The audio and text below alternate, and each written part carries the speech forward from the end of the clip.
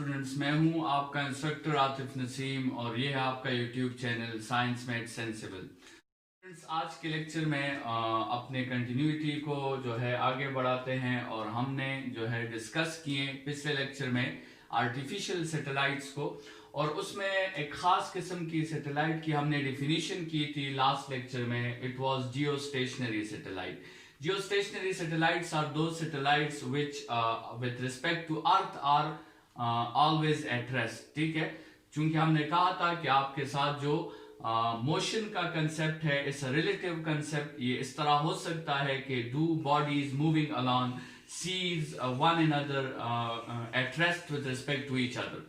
सो इस तरह अगर अर्थ के केस में भी आपके साथ एक सैटेलाइट इस तरह है जो अर्थ के साथ बिल्कुल सिंक्रोनाइज्ड है और अर्थ के रोटेशंस के साथ वो बिल्कुल सिंक्रोनाइज्ड है, मतलब ये है कि अर्थ का जो टाइम पीरियड है उस सैटेलाइट का भी उतना ही टाइम पीरियड है। So they both take equal times to complete one cycle. तो फिर क्या होगा कि एक satellite with respect to earth हमें रेस्ट में नजर आएगा और हमें विद रिस्पेक्ट टू अर्थ हमेशा वो उसी लोकेशन पे नजर आएगा जिस लोकेशन पे हमने उसे भेजा हुआ है। So such type of a satellite is called a geostationary satellite. और इसमें जो कंडीशन है वो ये है कि आपके साथ जियोस्टेशनरी सैटेलाइट का जो टाइम पीरियड है it should always be 24 hours. 24 hours को आप इजीली अपने लिए एसआई यूनिट्स में कन्वर्ट करने के लिए आप इसको सेकंड्स में कन्वर्ट कर सकते हैं। 24 इंटू 60 इंटू 60, तो ये आपके साथ सेकंड्स में कन्वर्ट हो जाएगा। Now what we want to find कि अगर हमने एक जियो स्टेशनरी सैटेलाइट को लॉन्च करना है तो उसको किस हाइट पे पहुंचाया जाए, उसका टाइम पीरियड तो ऑलरेडी हमने कहा 24 आवर्स होगा, लेकिन उसकी फ्रीक्वेंसी, उसकी स्पीड और उसकी एंगुलर फ्रीक्वेंसी क्या होनी चाहिए। बिफोर लॉन्चिंग हमें ये सारी वैल्यूज कैलकुलेट करनी होंगी। तो फॉर्मूलाज पढ़ते हैं और वन बाय वन कैलकुलेट करते हैं। स्टूडेंट्स, जैसे ऑलरेडी हमने कहा था कि इन 4 या 5 प्रॉपर्टीज में एक प्रॉपर्टी चूज करना हमारी चॉइस है और बाकी जितनी प्रॉपर्टीज हम जो है फिर वो हम फाइंड करेंगे according to that chosen property. हमने फिर वो बाकी प्रॉपर्टीज को फाइंड करना है। तो सबसे पहले लेट्स सपोज हम रेडियस को फाइंड करते हैं कि उसकी हाइट कितनी होगी, उस सैटेलाइट को हमने किस हाइट तक पहुंचाना है। रेडियस का फॉर्मूला ऑलरेडी हमने प्रीवियस लेक्चर्स में पढ़ा हुआ है, g mass of the earth या generally mass of the planet into time period square divided by 4 pi square whole cube root. ठीक है, तो ये सारे वैल्यूज आपके साथ कांस्टेंट वैल्यूज हैं अलावा टाइम पीरियड के, लेकिन टाइम पीरियड ऑलरेडी हमने अपने लिए कांस्टेंट और यूनिफॉर्म कंसीडर कर लिया है।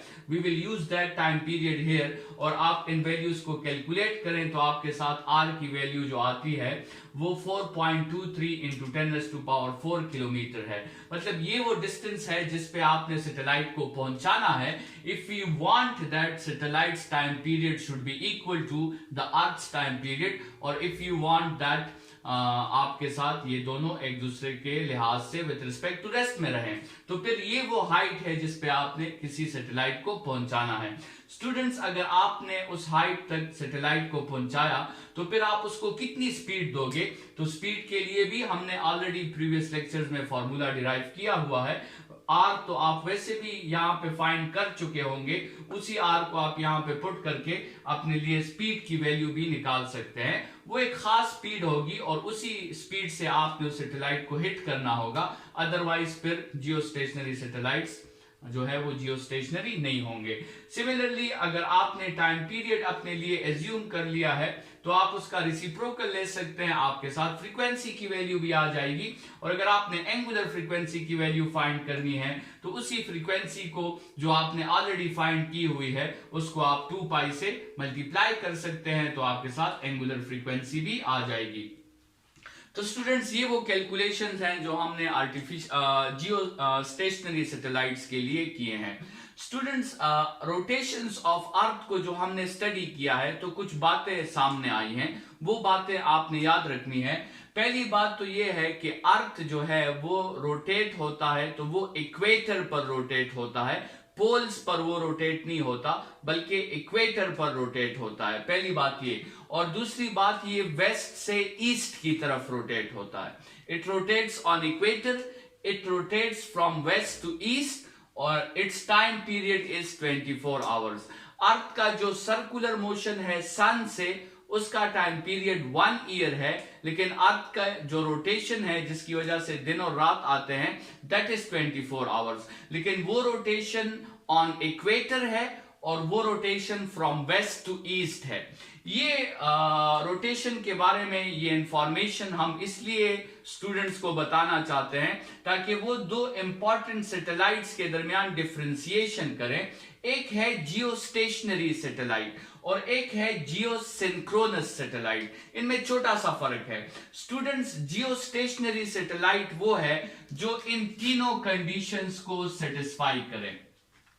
जियो स्टेशनरी सैटेलाइट को हम इक्वेटर के ऊपर ले जाएंगे, वो बिल्कुल अर्थ के इक्वेटर के ऊपर होगा। अगर अर्थ वेस्ट से ईस्ट की तरफ रोटेट कर रहा है तो उस सैटेलाइट को भी हम वेस्ट से ईस्ट की तरफ ही रोटेट करवाएंगे और अर्थ का टाइम पीरियड भी 24 आवर्स है, इस सैटेलाइट का टाइम पीरियड भी 24 आवर्स होगा। अगर ये सैटेलाइट बिल्कुल अर्थ के रोटेशंस के इन तीनों प्रॉपर्टीज को ओबे करें तो फिर हम उस सैटेलाइट को जियो स्टेशनरी सैटेलाइट कहेंगे।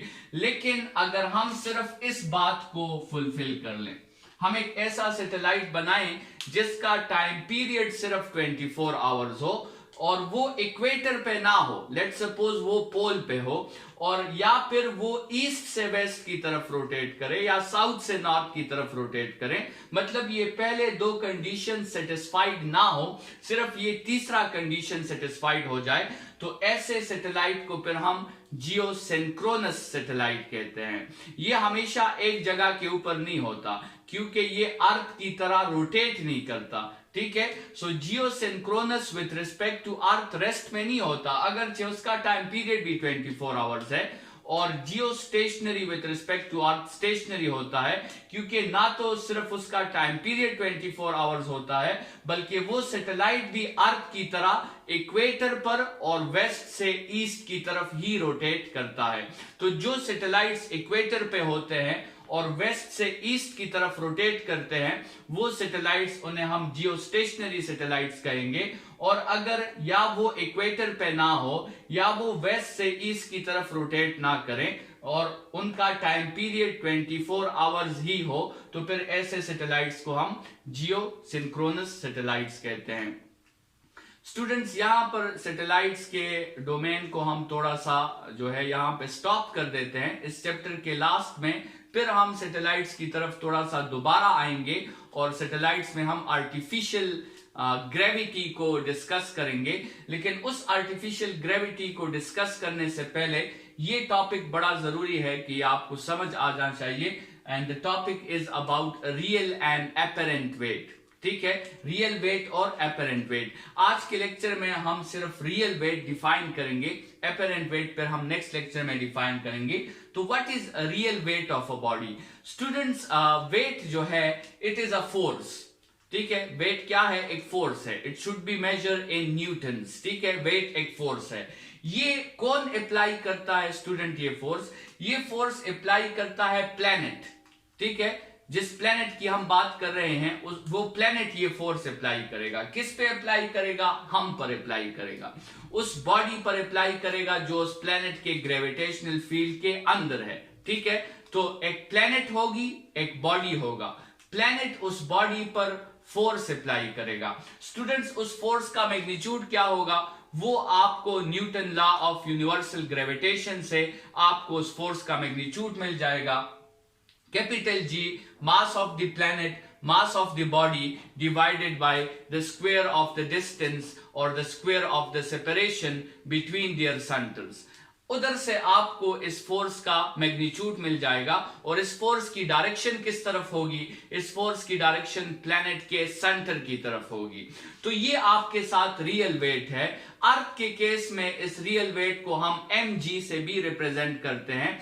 वो फोर्स जो अर्थ हम पर अप्लाई कर रहा होता है वो रियल वेट है। लेकिन स्टूडेंट्स, हमें उस फोर्स का अंदाजा कैसे होता है? हमें उस फोर्स की फीलिंग कैसे आएगी? हमें ये कैसे पता चलेगा कि अर्थ जो है वो हम पर एक फोर्स अप्लाई कर रहा है? वो फिर हम एपरेंट वेट के जरिए हमें अंदाजा होता है, और हम ऐसे केसेस पढ़ेंगे जिसमें एपरेंट वेट आपके साथ रियल वेट के इक्वल भी आ सकता है और अनइक्वल भी आ सकता है। इसीलिए हमने इसको दो मुख्तलिफ नाम दिए हैं, रियल वेट अलग चीज है और एपरेंट वेट अलग चीज है। नेक्स्ट लेक्चर पे इस पे बात होगी। इस लेक्चर के लिए इतना ही। Thank you students.